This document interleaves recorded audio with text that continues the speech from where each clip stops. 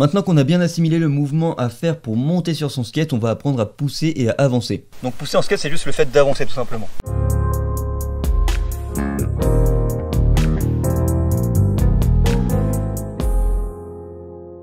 Alors encore une fois, ça va jouer beaucoup sur l'équilibre de la jambe avant. C'est pour ça que dans l'étape précédente, on a bien vu comment mettre son poids de sa jambe arrière qui est au sol à sa jambe avant qui est sur le skate.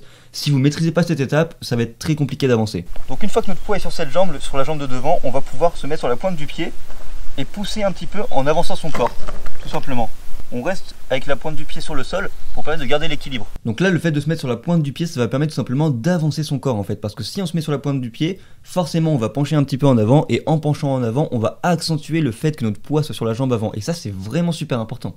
On va pas chercher à enlever son pied tout de suite parce que sinon on va partir, on va avancer.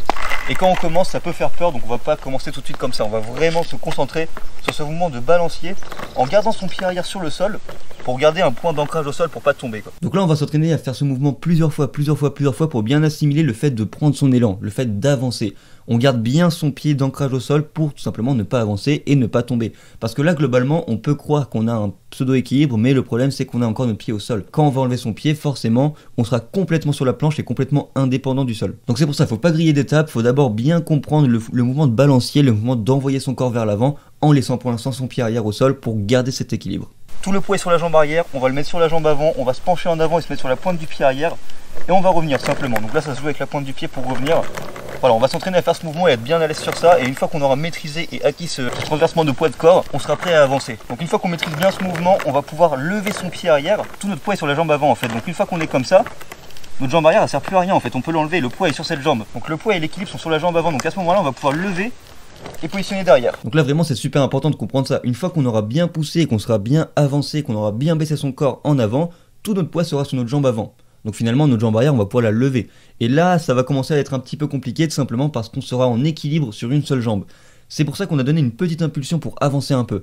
Si on fait ça à l'arrêt, la planche va partir et on va tomber. L'impulsion est très importante, on va avancer légèrement pour avoir un tout petit peu de vitesse et rouler un petit peu pour pouvoir conserver son équilibre à un seul pied. Qui fait qu'on sera dans une position comme ça, avec un pied parallèle et un pied perpendiculaire à la planche. Et après on n'aura plus qu'à ajuster son pied en pivotant sur la pointe. Globalement une fois qu'on a acquis ce mouvement de juste s'envoyer, on va pouvoir mettre notre pied arrière et après commencer à avancer. C'est vraiment important de se propulser un petit peu avant de lever sa jambe arrière, parce que si on le fait à l'arrêt, on va tomber. Une fois toutes ces étapes terminées, on est enfin en train de rouler, et ça c'est relativement incroyable. Alors, vu qu'on va pas très vite, normalement on risque rien, mais faites quand même attention. Moi je vous conseille de mettre des protections si vous avez vraiment pas confiance. Encore une fois je rappelle aussi c'est super important et primordial de rouler sur un sol lisse et plat parce qu'il faut savoir que dès que vous aurez un petit caillou, si vous roulez dessus à faible vitesse, ça va vous freiner. Si vous roulez dessus à grande vitesse, normalement vous passez dessus, il n'y a pas de problème. Mais au début on va aller tout doucement, donc vraiment optimiser le sol et aller sur un sol lisse et plat, c'est l'idéal.